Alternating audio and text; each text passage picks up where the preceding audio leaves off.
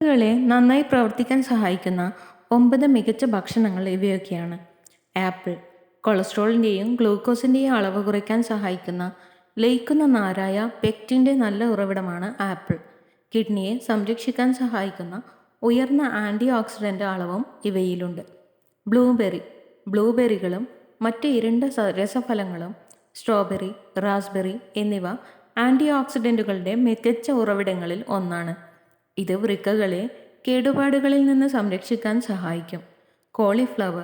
കോളിഫ്ലവറിൽ potassium കുറവാണ്. Vitamin C, fibre, folate എന്നിവ ധാരാളം അടങ്ങിയിട്ടുണ്ട്. ഇത് വൃക്കകളുടെ ആരോഗ്യത്തിന് മികച്ച തിരഞ്ഞെടുപ്പാണ്. മത്സ്യം സാൽമൺ, ട്യൂണ, സീബാസ് തുടങ്ങിയ കൊഴുപ്പുള്ള മത്സ്യങ്ങളിൽ ഒമേഗ-3 ഫാറ്റി ആസിഡുകൾ അടങ്ങിയിട്ടുണ്ട്.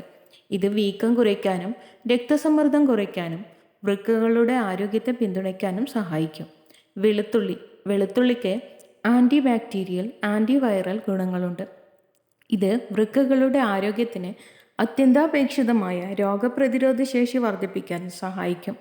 കെയിൽ വിറ്റാമിൻ എ, സി, കെ എന്നിവയും കാൽസ്യം, ഇരുമ്പ് എന്നിവയും ധാരാളം അടങ്ങിയിട്ടുള്ള പോഷകസാന്ദ്രമായ ഇലക്കറിയാണ്.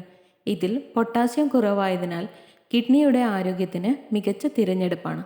ചീര വിറ്റാമിനുകൾ എ, സി, കെ എന്നിവയും ഇരുമ്പ്, കാൽസ്യം എന്നിവയും അടങ്ങിയിട്ടുള്ള മറ്റൊരു പോഷകസാന്ദ്രമായ ഇലക്കറിയാണ് ചീര. ഇതിൽ പൊട്ടാസ്യം കുറവായതിനാൽ കിഡ്നിയുടെ ആരോഗ്യത്തിന് മികച്ച തിരഞ്ഞെടുപ്പാണ്.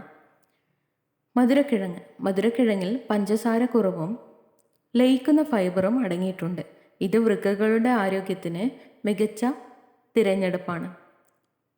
പ്രതിരോധശേഷി വർദ്ധിപ്പിക്കാനും കാഴ്ചയെ സംരക്ഷിക്കാനും സഹായിക്കുന്ന ബീറ്റാ കരോട്ടിൻ്റെ നല്ല ഉറവിടം കൂടിയാണ് ഇവ. ടോഫു പ്രോട്ടീൻ്റെ നല്ല ഉറവിടമാണ്. കൂടാതെ പൊട്ടാസ്യം കുറവാണ്. ഇത് വൃക്കകളുടെ ആരോഗ്യത്തിന് മികച്ച തിരഞ്ഞെടുപ്പാണ്. രക്തത്തിലെ ഓക്സിജൻ ഗതാഗതത്തിന് ആവശ്യമായ ഇരുമ്പിൻ്റെയും ചെമ്പിൻ്റെയും നല്ല ഉറവിടം കൂടിയാണിത്.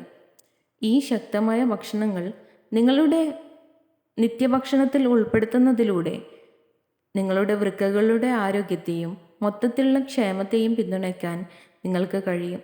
ഒപ്റ്റിമൽ ആരോഗ്യ ആനുകൂല്യങ്ങൾ ഉറപ്പാക്കാൻ സമീകൃതാഹാരം നിലനിർത്തുകയും വിവിധ പോഷകങ്ങളടങ്ങിയ ഭക്ഷണങ്ങൾ കഴിക്കുകയും ചെയ്യേണ്ടത് അത്യാവശ്യമാണ്.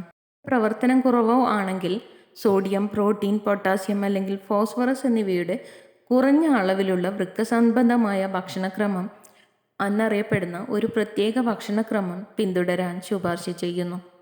If you love to watch this video, you can like, share and subscribe.